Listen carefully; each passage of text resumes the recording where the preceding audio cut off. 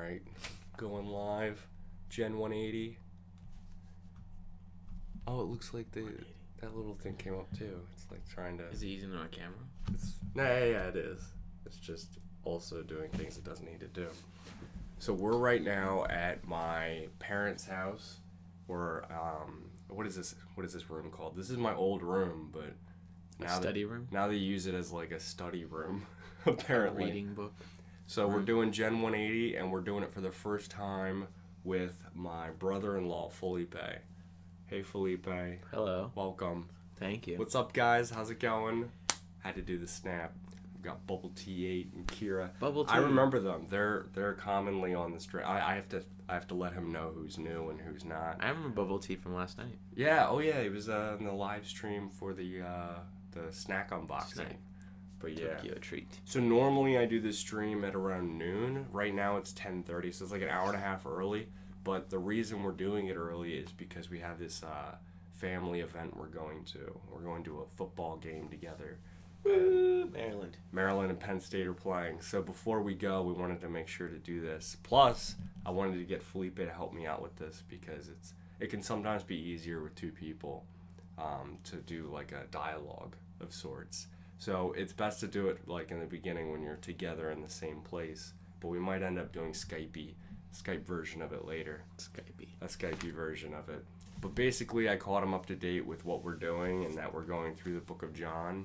And basically what we do is we read through a passage, we ask some questions and talk about it, and then after that we kind of just wrap things up. So that's just the format of what we do. In 5 minutes. He remembers. Yay. Yay. But yeah. Oh, it's better for you too? Perfect. Because normally she'll have to like dip out early. Okay. So it's earlier the better. It's tough finding a time for everyone to do, but... Yeah, because like where are you guys in the U.S. or That's where a are they good from? question. I forget, where are they from? I mean, I recognize them, and I know that. I just forgot where they're from. Where are you guys? Who's watching and where are you from? I'm curious. Let's see right now. I'm from the U.S. You're from the U.S.? Well, not originally, but I'm here now. Where were you from originally? Columbia. Columbia, Ohio. No, No, he's from Columbia, Columbia. Maryland. The country, Columbia. South America, yeah. And I'm from here. Not too far from here.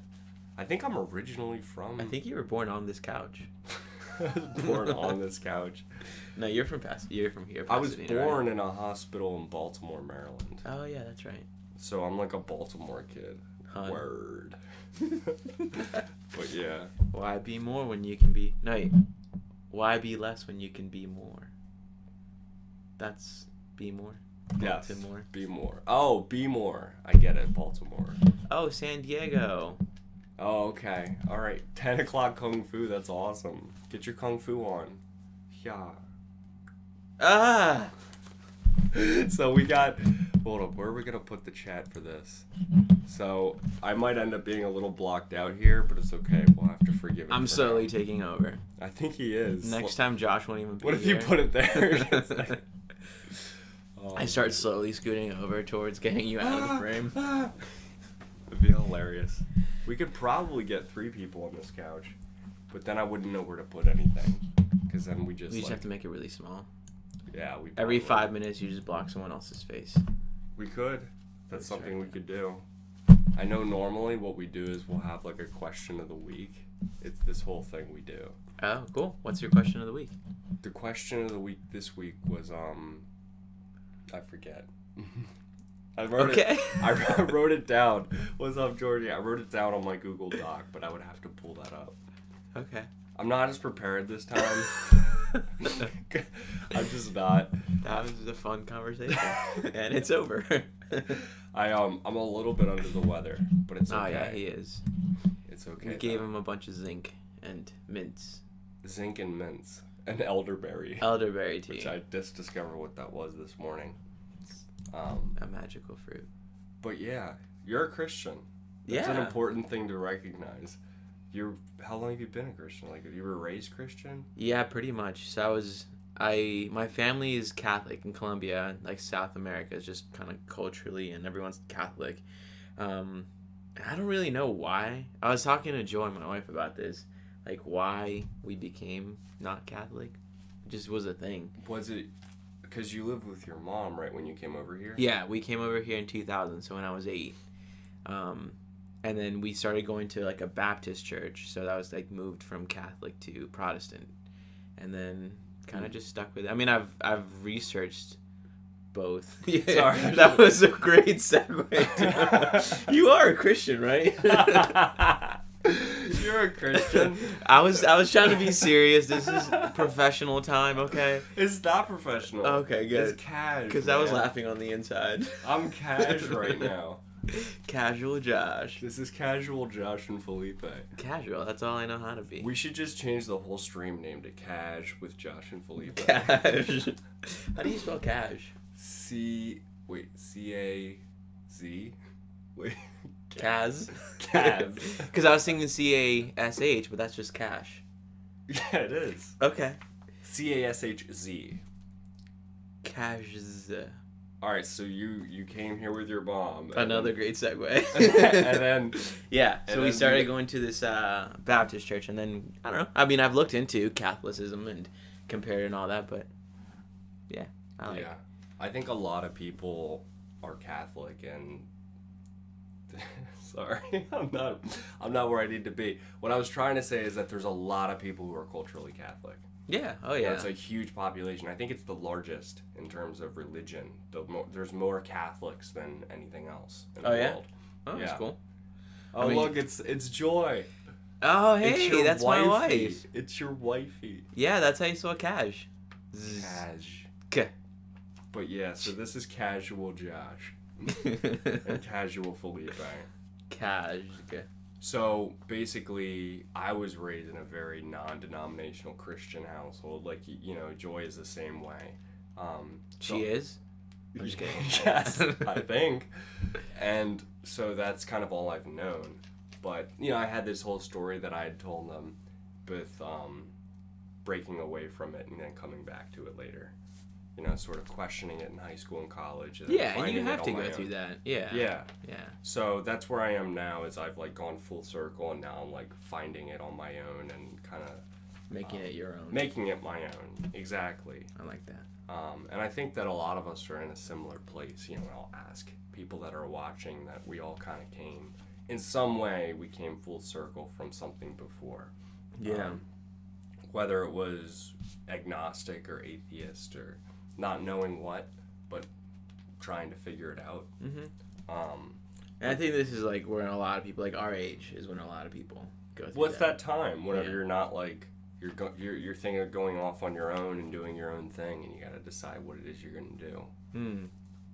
That was a good stream, Josh. Your testimony. Yeah, I think I did a couple streams ago. You know, I'd give my testimony. Oh, okay. But we should eventually do like a separate video with us on it, like that's 2 minutes long. It's a real quick, like, hey, this is Felipe. That's me. Yeah, like this is his story. And then it'll be over, just so people will know. Been in my grandma's church. She's Catholic, and I fault to learn anything. I'm sure you can. So, is that something that you could relate with? That in Catholic church, it was. I don't know what it's like to go to a Catholic church. I mean. It was tough because it was definitely when I was a kid, so I don't know if it would be at any church. I would have just felt like I'm just doing this because my parents are taking me to it. But it was definitely like we just go through the steps, and you just, like, you read when you're told to, you stand when you're told to, you kneel down when you're told to, you respond when you're told to. So it was very much, and like I just remember sermons weren't like you were teaching. It wasn't a conversation. They would just read, and you kind of just wait for it. And the Lord said. Exactly. In Spanish, go. And the Lordo said, "Oh, there you go." I am close. I'm close. No, but yeah, but I think there's a lot of Catholic church nowadays that they're kind of more. We're just gonna have a sermon and hang out and.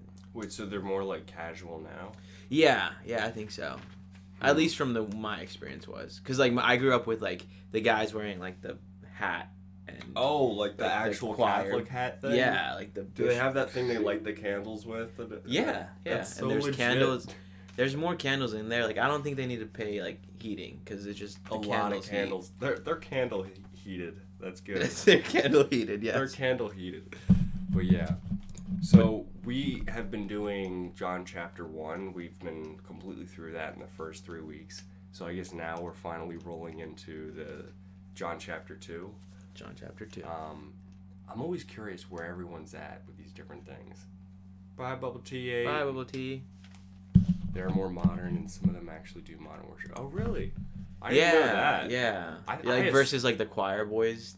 I don't know. Yeah. I was almost a choir boy. Were you really? Yeah, but then we moved here, and then I wasn't. I'm glad that you were never a choir boy.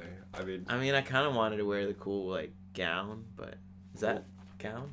Is it a gown? I was gonna say dress, but I didn't want to be insulting. I've heard some things about choir boys and stuff. Yeah, John 2.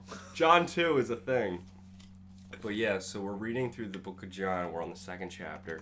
So the first chapter was kind of all about the introduction of the person who wrote it, and talking about John the Baptist as well. Okay. And saying, this is who Jesus is, and John saying, this guy's coming, and you guys got to be prepared for him coming. And then the Pharisees go and they're like, are you John, or are you Jesus? And he's like, no, it's not me, it's this other dude. And so they go away sad, because they're all expecting some savior to come by. They're expecting him because of that's what prophecy has been foretelling for hundreds of years. They've been waiting for a few hundred years. They've been waiting for a long time for this guy to show up. I guess they didn't know his name would be Jesus, but they're waiting for a savior. Mm-hmm. And I guess they're under Roman rule. Yep. So they're waiting for someone in their minds to deliver them from the Romans. The Romans, which isn't exactly the reason that he's there. He's there to deliver them from their sins, which looks differently. A spiritual kingdom versus an earthly kingdom. A spiritual king versus an earthly king. I love that. That's a good way of putting it. So John chapter 2 is finally getting into the actual story of Jesus. So we'll read through that. I was starting at the wedding of Cana in Galilee. Can you read verses 1 through 11 for me? Yes. All right, let me pop that up. Some of them reject him, and he actually shows up. That's a good point. He does. He makes his major appearance. I love this chapter. It's such a great chapter. But yeah, here's the mouse here. Okay, yeah. I gotta make sure you guys are seeing what I'm saying. What version is this? NLV? New Life version. New Living Translation? Oh, New Life. I actually have an NLV, but it's New Living Translation. Okay. NLT. Should we change it? No, that's fine. Leave it. I want to see what New Life has to offer. Okay. Let's do that. All right. Whoops. No. Gotta make sure you guys see what I see. All right. 3 days later, when there was a wedding in the town of Cana in the country of Galilee, the mother of Jesus was there. Jesus and his followers were asked to come to the wedding. When the wine was all gone, the mother of Jesus said to him, "They have no more wine." Jesus said to her, "Woman, what is that to you and to me? It is not time for me to work yet." His mother said to the helpers, "Do whatever he says." 6 stone water jars were there. Each one held about 1/2 barrel of water. That's a great measurement. I don't understand what that means. A half is barrel. Is it a jar or is there a barrel? Do you want to switch to ESV or something? Because they actually, does that help? They use English. Okay. That actually makes sense. All right, let me scroll up to ESV. Where's ESV? ESV. Here we go. Perfect. All right. We got it. Right, so in case you guys are wondering what a barrel of water is, each one holding 20 to 30 gallons. Is that helpful? That's way more helpful, because I think of gallon as like, oh, well, 1 gallon's a gallon of milk. Milk. It held about 30 gallons. There's a lot of people that are international, they don't know gallon. True. They probably think of liters. Is a gallon 4 liters? Around there, yeah, I think. Or a quart. What's a quart to a liter? Because you guys like fill up your cars with petrol. Oh, yeah. And it's in liters. It is kind of confusing that we fill up our cars with gas. Just in general, like the theory of it? No, just that we call it gas. Oh, gas. Because it's a liquid. It's a liquid. I just thought of that. Yeah. Oh, that's funny. But Jesus said to the servants... We're great at our segues, aren't we? We'll get there. Jesus said to the servants, "Fill the jars with water." Mm-hmm. And they filled them up to the brim. Okay. And he said to them, "Now..." Wait, can you guys see what I see? Can they see what you see? I forgot about this thing. You could highlight it as you write it. Okay. Fill the jars with water. They said, "Fill them up to the brim." He said to them, "Now draw some out and take it to the master of the feast." So they took it. When the master of the feast tasted the water, now become wine, and did not know where it came from, though the servants who had drawn the water knew, the master of the feast called the bridegroom and said to him, everyone serves the good wine first, and when people have drunk freely, then the poor wine. But you have kept the good wine until now. This is the first of his signs Jesus did at Cana in Galilee and manifested his glory, and his disciples believed him. So 1 quart is 0.946. So a quart's basically a liter. Yeah. Okay, cool. Minus point. All right, so basically in these 11 verses, Jesus is at some wedding with some disciples and with his mom. Yeah. And they run out of wine. And the mom's like, and Mary's like, yo, Jesus, make more wine. And he's like, no. And it sounded like he said no. Wait, why did he say no? I mean, he didn't really say no. He just kind of said, like, my time is not yet come. yeah, but then he does it either way. He does it either way. But is it like when your mom says, go clean your room, and you don't do it, but then you end up doing it?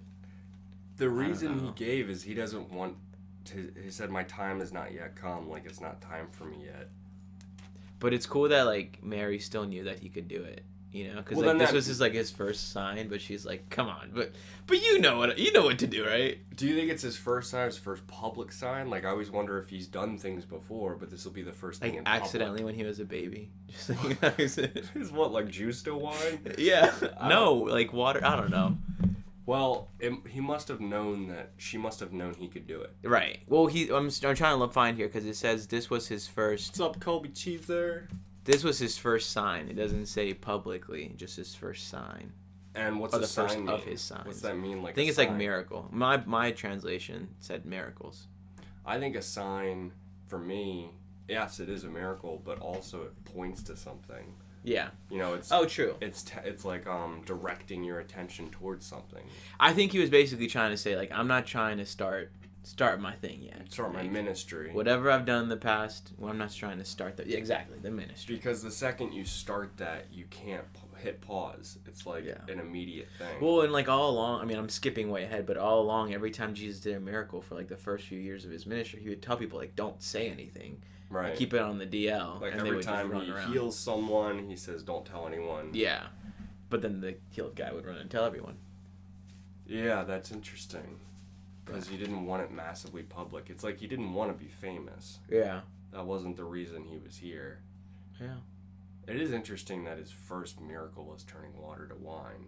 You know, a lot of people think, I don't know, that you shouldn't drink wine. Right, the whole alcohol debate and all that. It depends, you know, because the Bible says don't get drunk with wine. Yeah. It's different with different cultures. Like in Brazil, it's very common for Christians to just never drink wine. Never drink it. So I think it's... What do you think it's here, like, overall in the U.S.? Like, in here? I mean, I think our generation now is kind of, like, drink in moderation. Like, I wouldn't see, like, a small group study, like, a gathering of Christians, like, taking shots. No. But maybe, like, drinking beer and, like, a glass of wine. Yeah, but not getting more than one or two. Yeah. Like, it would never get out of hand. Right. But, yeah, just thinking of, like, mature... You know, moderation drinking. Yeah. But yeah, but that's one of those things. But it is cool to think about Jesus going to a wedding, because it's like when you usually hear like Jesus' story, it's like the nativity, the crucifixion, and then in the middle he did a bunch of stuff. But it's like he's in it, you know, like living life, just going to a party. Exactly, it's like going to a wedding and seeing Jesus there. Oh, JC showed up. Yeah, you know, like, what's up, Jesus? Remember? I bumped into Jesus at the wedding. Yeah. Literally, Jesus is at the wedding. That must have been a fun conversation for the people. It's like, who'd you see? Oh, Jesus. It's I don't know. It's one of those things like you never think of Shakespeare being a baby. That's true. Or growing up being in someone's English class. An English teacher had to teach him English. An English teacher had to teach Shakespeare. But it's the same thing with Jesus. I don't picture him really as our age. I think of him as already he's got like the Jesus thing going on. He's already got disciples. He's already got a ministry. Right. He's already kind of set up already. Mm-hmm. But Kira, I think, has a really good point. What Kira said? She says it's interesting because he wants everyone to know him, but not to idolize him and put him on a pedestal. And I think that's very true. Yeah, because like I think he knew that if all he was known for was like curing diseases, then people weren't gonna listen to what he's saying. They would be like, yeah, but like my leg is not working. Exactly. They would just want him to be a fixer. Yeah, of a handyman of their problems. Yeah. A task rabbit. A task rabbit. Yes. I didn't know that was what's a task. It's an rabbit? app. It just if you want something done, you go to TaskRabbit and you find. I think that's what it's called. Joy, if you're still on here, you're gonna have to correct me because I always say the wrong thing. So basically, Jesus didn't want to be an app. Exactly. That just fixes people's, trivial problems or whatever. Yeah. No. Cares about the little things. Exactly. He does. He does. Well, yeah, because like I remember whenever before I was an athlete in high school, and like whenever before a game, like I would pray and stuff. And one day, like a friend made fun of me. I was like, Jesus doesn't care about your sports game. And I was like, but he kind of does. Like he cares about he wants to be part of your life. He wants to, go to your wedding and see the fun parts of your life too, not just like, is it life or death or confess your sins to me. It's interesting they would say that shows their view of God as being some like authoritarian, like very. Yeah, I think it was like my life is not interesting, trivial, or like it is trivial, and I don't know. I don't know. I think God cares about us, and He cares about every area of our life, and caring about us worshiping God in everything we do, whether it's working or being an athlete or doing everything we can to the best of our ability. And if it's football or soccer. Yeah, I mean, I think C.S. Lewis says like a Christian baker honors God by being like the best baker. Mm-hmm. You just whatever you're doing. Exactly. So it says, basically that Jesus didn't want to start his ministry yet because he didn't want to be some viral. I don't know. Yeah. He wasn't ready for like the full ministry to start yet, or the people weren't ready. I don't know. Yeah, exactly. Josh is bad at segues. I know this, Kara. We're talking about Jesus at the wedding and turn water. That needs to be like the description of the video once we post it. It's like, what is this video about? Josh is bad at segues. Jesus turns water into wine. Exactly. So, since we know Mary approached him, that means that she had to have known that he was able to do that. Yeah. Right? Because well, I mean, you wouldn't just ask your kid to fix that type of a situation if they didn't have the ability. Yeah. And then with her saying, all right, these servants, just tell them to do whatever you need them to do. It's like she knew he could do it, and I don't know. I thought it was interesting though that he used. He didn't just like snap his fingers and make it all happen.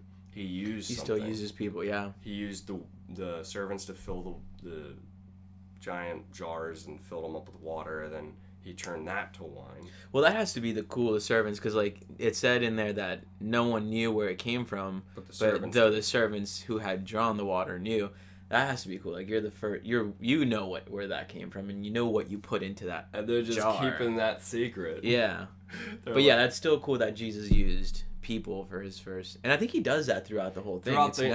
Just remember that as we go throughout all of these live streams. Jesus is constantly using other people to fulfill his ministry and to do miracles. Yeah. He doesn't just like snap his fingers and then make stuff appear. Yeah. And I think he does the same thing today. Yeah. It says we want the quick fix of being able to just pray and have something automatically happen. But a lot of the times he uses circumstance and people. And that's biblical, I think. I think that's where it happens. Well, what else was good? Oh, yeah. The fact that the wine was really good wine, what they said, because it wasn't just, how the MC, the guy who was the master of ceremonies for the wedding, said that the wine, usually they have the bad wine first.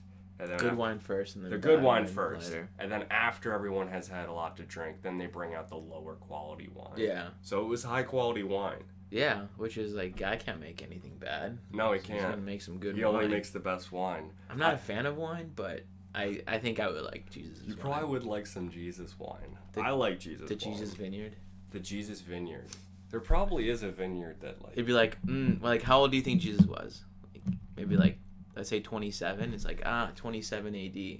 A good year. 27 AD. So let's read through the rest of this. So what did we read? Verses through 1 through 11? Through 11, yeah. Okay. So now we're reading through... you want to move on to cleansing of the temple? Is there anything else we wanted to cover first? We had some notes here we were looking at. Yeah, just a couple questions. Yeah, well, ask us a question, Felipe. Well, okay. In verse 11, John describes the event as a miraculous sign. Why? And is that the function of a sign? Like what the function of a sign is? Yeah. I think we kind of covered that too. A little bit. Yeah. A little bit. But I think it's important because this continuously pops up later. Yeah. In later chapters. When sometimes I think Jesus is doing things like to fulfill right now needs. Like, hey, Maddie. He feeds, hey, Maddie. He feeds, like, the crowd. I mean, I know that's, like, an important thing. That's probably a little bit more important than just bringing people wine. But not every miracle was a matter of, like, now your sins are forgiven, like, get up and walk. Sometimes it was just very... It was a functional... Yeah, it was like, hey, people are around me. I'm talking. They're hungry. Let's feed them. Exactly. People are hungry. And this time, like, it was a wedding. People needed to have some wine. Yeah. Yeah, no, it makes sense. And weddings back in the day were a little different than the weddings today. Yeah, they lasted like a week. I'm so jealous of the weddings back in Bible days. Like, if you guys read throughout the Old and New Testament and we hear these weddings, they're like a multiple day event. Yeah. And they sound like so much fun. Like everyone falls asleep at the same place. They probably do. Just continue. I can just imagine them like waking up and then like partying. Like, I don't know. But it just sounds like a really good time. Good time. So when he said, my time is not yet come, the question is, what is that time referring to? That's my next question. You know, when Mary asked him, hey, could you help with this wine shortage? He said, woman, my time has not yet come. Yeah, that's a good question. I mean, maybe he knew that when he starts it, it's going to just like snowball. Like once he starts his ministry. Within 3 years, like we're going to be at the cross resurrection. It's going to be basically. And he knows that's a thing. Yeah. Because he is the Son of God. Right. And that was the whole point of him coming here. But let's see. What does Kira say? Good wine was a sign of wealth. I'm sure that has some significance that I can't think of at 8 in the morning. Yeah, of course. The best wine and bringing the wine out at the best wine afterward, I think people would have been impressed with whatever day of the wedding this was. But yeah, the time. What do you think about it? Think about what? Time. The question. My time is not yet come. Yeah, my time has come. I don't know. If I was Jesus, I wouldn't be doing the whole Jesus thing great. I'd probably be procrastinating on starting my ministry so bad. Because eventually you're going to get crucified. And I would think, true. Well, let's wait a few more years. I just feel like I need some Jesus maturing to do. That's what I would have done. But I'm not Jesus. That's true. So, but I think the whole point of time is to say the ministry. Yeah. Like it's not his time to start the ministry yet, which I guess only he would really know when the time is for that. Or what he was waiting for, yeah. Experts, what do they say? He was around 30? Mm-hmm. 30-ish with his ministry. So up until this point, he's been a carpenter's son. Joseph was a carpenter, right? Yeah. Yep. So carpenter. So he was probably a carpenter. So he did woodworking and whatnot. Yeah. So that's probably his. But he has disciples, which is kind of cool. Because yeah. How do you get disciples? I don't know. It seems like you just need to be a really wise person who just says wise things, and people start following you. Yeah. So he has started something. I mean, he has a following. That's a good point. It's like he's a very low-key ministry right now. Yeah. Low-key. Like, he has some followers, but I don't know if it's very well known at this point. Yeah. People might not even know he has disciples other than him. Cool. But yeah. All right. Wedding? Done? Good? Wedding? So let's read the rest of this. Let's read 11. So we just read 1 through 11. Let's read 12 through... oops. Wrong thing. It's going to be verses 11... 12 through 22. Perfect. All right, you want to read it? Yeah, let me read it. I'll read 12 through 22. Oh, I'm in 13. Sorry. Cool. Okay, so after this, he went down to Capernaum with his mother and his brothers and his disciples, and they stayed there for a few days. And the next one here. The Passover of the Jews was at hand, and Jesus went up into Jerusalem. In the temple he found those who were selling oxen and sheep and pigeons and money changers sitting there. And he made a whip of cords and drove them all out of the temple. Let me zoom down. With the sheep and oxen. And he poured out the coins of the money changers and overturned their tables. And he told those who sold the pigeons, "Take these things away. Do not make my Father's house a house of trade." His disciples remembered that it was written, "Zeal for your house will consume me." So the Jews said to him, and when it says the Jews, what it kind of means is the Pharisees, kind of like throughout the chapter, just as a note here. And the Jews said to him, we'll find it. I actually went back and went forward. You handled that really well. Like, I kind of freaked out on the inside when that happened. Told us, take these things out to like my Faustus father, a place for buying and selling. You're here. 18. Keep going. 18. Keep going on. I think it switched versions on us. We're back to NIV or ESV. If you asked to see something special, then the Jews asked him, "What can you do to show us that you have the right and the power to do these things?" Jesus answered them, "Destroy this house of God, and in 3 days I will build it up again." And the Jews said, "It took 46 years to build this house of God, and will you build it up in 3 days?" I think that was it. One more. Oh, one more. Jesus was speaking about his body as the house of God. After Jesus had been raised from the dead, later on, his disciples remembered he had said these things, and they believed the holy writings that he had said. Awesome. All right. I like this passage. It's a pretty cool passage. This is one of my favorite passages. It's pretty awesome. It also kind of like some of our own ideas of Jesus kind of get turned on their head, you know, because I think the way that he actually is isn't the way we sometimes think about him being, or the way that sometimes the church might paint him as. But yeah, I thought it was a really good passage. What do you think prompted Jesus to act the way he did when he cleared the temple out? He kind of cleared it by force. Yeah. You know? Well, I once heard this really good sermon about this that was like, because I always used to think, well, you know, they turned the temple into a store. Like, if you went into church and people are selling stuff, like, you would clearly be upset. But I once heard this really good sermon that was explaining this, and what was happening was basically like the temple, the place of worship had the inner part where only like the high priest could go into, and basically like as you go out from the center, it becomes like less and less holy. Yeah, you can basically go there. So inner place, Holy Spirit, and only one person a year can go there. Outer place, like, you know, only like the Pharisees and like the higher up people can go there.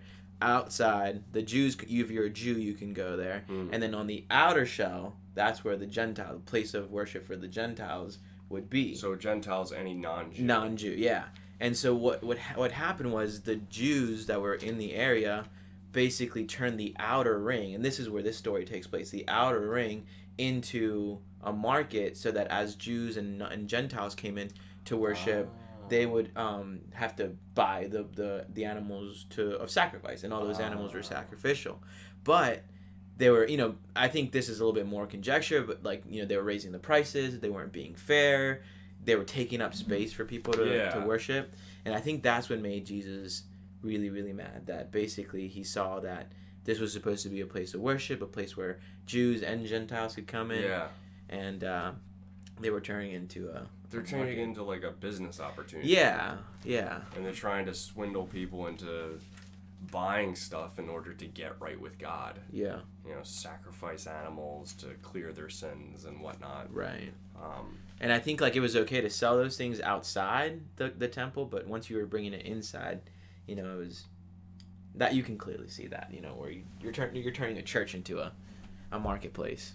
The next question would be, what does Jesus' anger tell you about him as a person, like as who he is? I thought it would be pretty obvious that it shows that he's passionate, that he has love for the church, and he has love for the people. It might not be, I don't know, that's just obvious to me, but everyone has a different viewpoint of that, you know what I mean? Like, everyone looks at it differently. But yeah, I think Kira is right that basically it was a monopoly for the church, and they were taking that they were taking advantage of the people by making it like a business monopoly. Well, and I think he cared about people having space to worship and you're not being taken advantage of and all that. So righteous anger. It's righteous anger. And it's like it's the best kind. I guess it's the only kind of anger that Jesus could have is righteous anger. Yeah. So when the Jews came around, the Pharisees, they're like, we don't like this guy. Let's ask him. Let's basically try to corner him and say, you can't do this. Like, what credentials do you have that you're able to do this? And what did Jesus say? He said, he did sort of a foretelling. Yeah. He said, in 3 days. Tear this temple down, and then in 3 days I'll build it back up. What is that referring to? I like that because I think you're already seeing this whole shift from worldly kingdom to a spiritual kingdom. Like, the Jews are still focused on the Messiah is gonna come and make us the dominant country in the world or whatever, like take over the Romans or whatever. And Jesus is saying, listen, like the temple, we're gonna forget about the structural building. We're gonna focus on you, how you are the temple. He is the temple, which I think is just awesome because that probably left the Pharisees like scratching their heads for a while. Yeah. I mean, you could see it even in there. They took it so literal. They were like, it took us 48 years to build this, and you're gonna build it up in 3 days. They're always on a different page. Oh, completely. They're never really caught up with what he's saying, or really on the same page at all. That's probably just making them. That's exacerbating the issue. It's making them even more upset. Yeah. But he's referring to eventually one in the future when he's going to die for humanity, when he's going to be crucified, because in 3 days he raised again. Resurrection. Yeah. So the body is his own temple. And I think it talks about how the disciples remember this later on. And they'll say that because a lot of the times Jesus, I feel like, isn't saying things for the people around him. He says things so that way later we'll look back and remember, and way later we'll read about it. I think, like, you take the number of people that he actually said these to, it numbers in the dozens to 100 to sometimes 1,000. But think about the billions of people who read the Bible. I feel like Jesus kind of walks around knowing in his omniscience that what he's saying is being written down to be read by millions. Right. And he's more concerned with like what you and I are thinking about than to the people around. Yeah. Do you ever get that thought? Oh, yeah. Like, he's just like walking around saying things and everyone's like scratching their heads. They're like, don't what worry. is he talking You'll about? get it in 2012. 2,000 years, buddy. It'll make a lot of sense.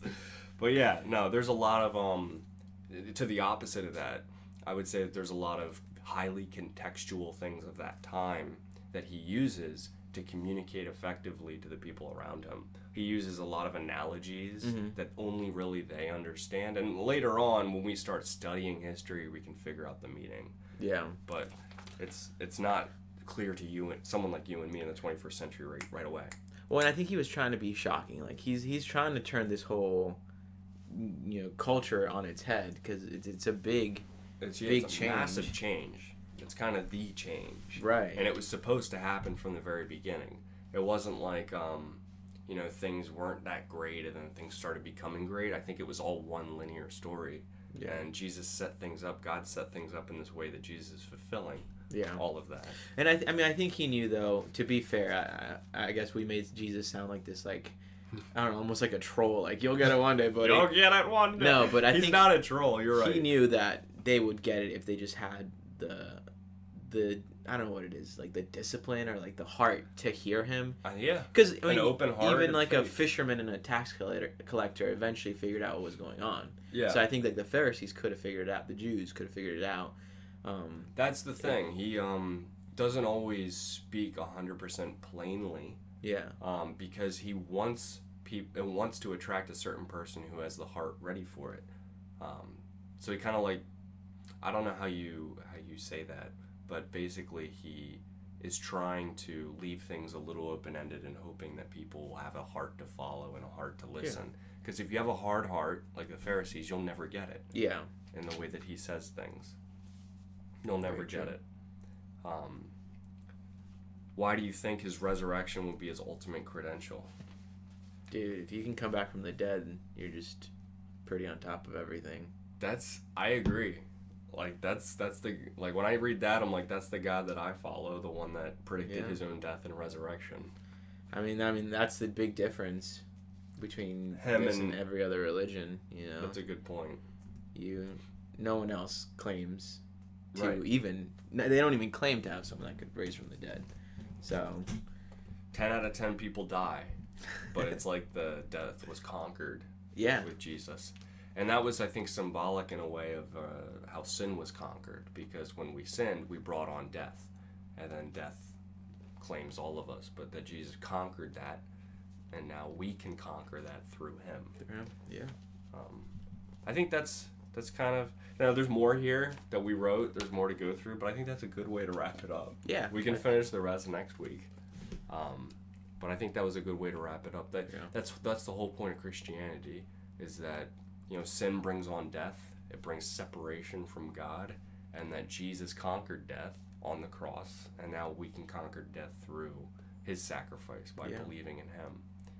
And it's really as simple as that. It doesn't need to be more complicated. I mean, I think sometimes if you grew up in the church, or you grew up Christian or Catholic, whichever it was, you kind of forget, or you kind of get, what's the word, not jaded, but you get numb to the fact that Jesus rose from the dead. Like, that's just a fact. Like, you hear about it since you were 3. You know that happened. Yeah. So you don't really remember. Holy cow! Like, Jesus actually raised. Yeah, and that's that's so powerful. That the Bible, this verse said, this was his ultimate sign. The ultimate sign of authority was that he claimed life and death. And what Kira say? Not only can he raise someone from the dead, he can raise himself from the dead. It's such a miracle, even his own disciples couldn't believe it. That's a good point. Yeah, true. Because you see those pictures of surgeons doing surgery on themselves, and everyone's like, yeah, that guy's awesome. Like, it's one thing to raise someone else from the dead, but when you raise yourself from the dead, that's the credential for who Jesus said he is. Because no one argues that Jesus was a person in history. We know. What's the name of a person who studied history? He's a historian. It's early. Not really. Historians don't argue that there was a man named Jesus, just like there was a man named Muhammad who had a ministry 2,000 years ago. We know that happened. And we know that he was born in Nazareth and raised by Joseph and Mary, and that he had a ministry, he had followers, he did some amazing things. Whether or not they were miracles is kind of up to you to decide. We know that the Pharisees hated him, that they hated him so much they brought him to court under Pontius Pilate. There's actually recorded cases and Roman documents of that court case happening. Mm-hmm. And Pontius Pilate eventually sentenced him to death under the charges of claiming to be God, putting himself at the same level of God. And we know that he died in the tomb he was buried in, because of a very wealthy guy who had a tomb for himself, and he gave that to Jesus. It's a massive tomb, and very expensive tomb. It was handmade for him. And eventually, 3 days later, the tomb was empty, and Jesus appeared to hundreds of people. And then he disappeared, which we know he beamed up to heaven again. That's what I think. He just beamed up. I like it. But he appeared to hundreds of people. Yeah. And sometimes his own disciples didn't want to believe. He appeared to his own disciples and they didn't believe it. I mean, that has to be shocking. It's like the guy you just devoted the past decade to all of a sudden died. He was on a cross in front of everyone, bleeding and tortured, and died. But I think, like you were talking about, talking about how Jesus kind of speaks in a higher level than everybody else. Yeah. And that's where... Now, I was reading a book that talked about, how some people view Jesus as like this just wise guy. He wasn't really God. He was just wise, and he said a lot of nice things, but he kind of didn't. Like, to come into a place and say like, my body is a temple. Like, if anyone said that nowadays, like, you would be crazy. Even especially back there. Like, tear this temple down and I'll raise it in 3 days. Like, he wasn't a very like. I don't know. His words alone, if he wasn't God, he wasn't all that put together. He wasn't. And that's exactly it. Those are the 3 things that you could view Jesus as. Because Jesus was a man that lived around 2,000 years ago, so it's whether or not you think he's a crazy person, you think he's a con artist, he's just a liar, or he's actually the Son of God. Son of God, and you kneel at his feet. Those are the 3 options. And the way that you view that will determine kind of the way you run the rest of your life. Yeah. What is this? I missed some comments here. Yeah. The conversation is super interesting, even though I'm not highly religious. It's interesting to hear your thoughts on things. Hey, no problem. It's fun talking about these things. Yeah. And definitely put your thoughts in here, too. Yeah, I'd love to hear your thoughts. Now that it's 2 of us, I feel like we need to do a better job with the comments, but... Yeah, we'll do better. Yeah, because we'll get better right now, since we're in the same room, we're doing a lot of looking at each other. But if we're later on when we're Skyping, yeah, we'll be looking at the screen. We'll always be looking at the comments. Yeah. But yeah, let me. Did I miss something? I agree with him. Not religious, but it's highly interesting. Let's see.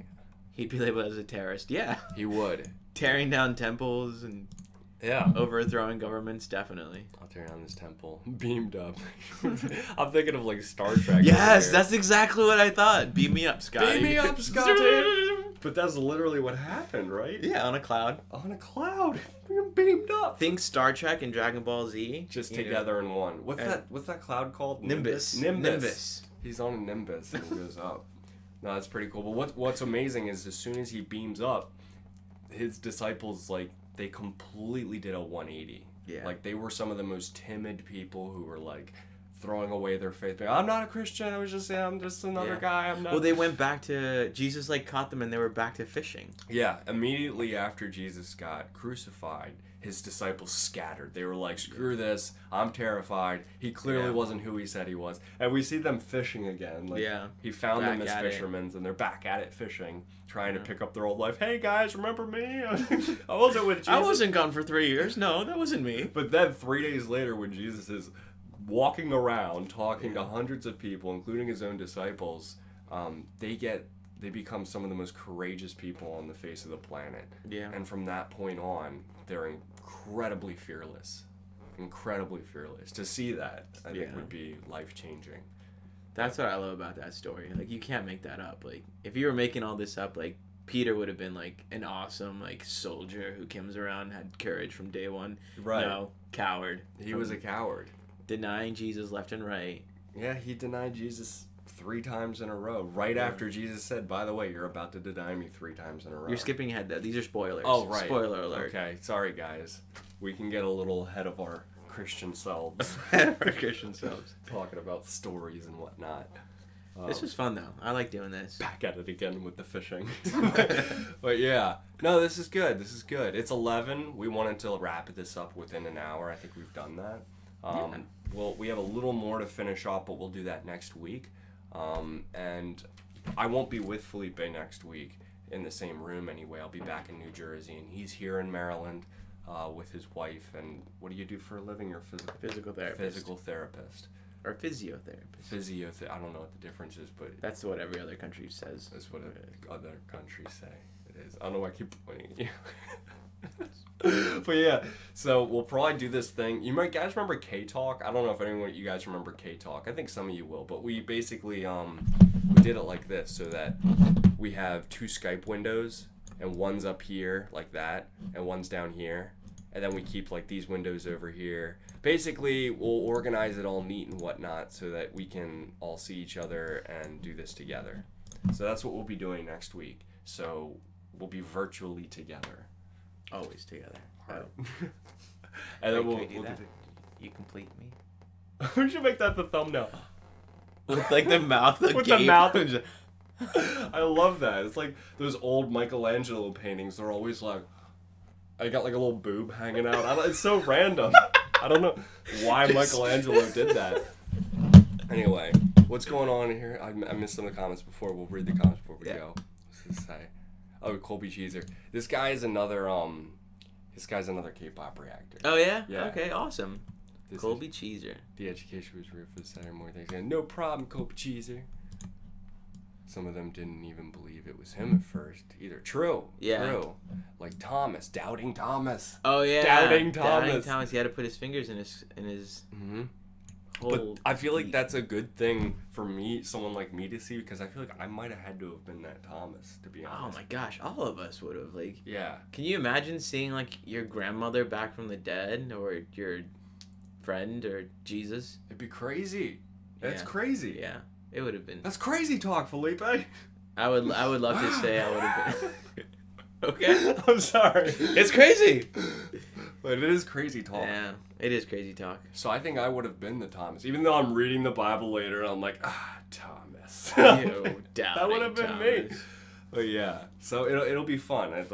It'll be fun to go through the rest of this together with everyone, because I mean we're relatively familiar with these passages, just like a lot of us are. But it's fun to be able to talk about them. Like, there was multiple times where you kept mentioning things I hadn't really thought of before. You know, Oh. collection of sermons in this guy's head is larger than mine. Just like one. Just one. Just one. You've been to one sermon. I've been to one sermon. But yeah, it's really fun to do this. Thank you guys for joining. I love doing this with you guys. I think that as we get into it, we'll get more of a flow going. Yeah. And we'll get like a good rhythm. We're still trying to figure out our rhythm right now. Pattern, a rhythm. But we'll figure out our rhythm. That's what the rhythm is, by the way. Oh, that's what it was. It's like a jitterbug. Okay. We'll figure it out together. I think the setup is good. The audio quality, the video quality looks good. Yeah, I like it. I think the audio quality is probably pretty good. And then I have the same equipment at home, so we'll be doing the same stuff. Right. So, thank you guys for watching. Now it's like really close to the mic. Thank you guys for watching. This has been Crazy Talks with Josh and Felipe. If you're listening to this in your car without any visual aid and it sounds like a podcast, then thank you for visiting WJBC 91.9. And thank you to our sponsors, the Bible. The sponsors of the Bible. That's funny. Should we tell them what we're going to look at next week so they can like look ahead? So next week we're going to read John chapter 3. That's it. That's it. That's good. Now they know. So John chapter 3 is next. Thank you guys for watching. It's got like the most epic verse of entire humanity. John 3:16. Learn it, memorize it, come back. And we'll say it recite together. Everyone at the same time. 1, 2, 3. But yeah. All right, guys. It was fun being here. Thanks for having me, Josh. No problem. Thanks for being here, buddy. I'm just gonna lean in. Okay, we'll lean in together. Yeah. This could be the thumbnail too, just me going. And then Michelangelo. I need to have a together. little boob. A little boob comes out. Little male boob. But yeah, thank you guys for watching, and we'll see you in the next GEN180 live stream. Goodbye. Peace out. You got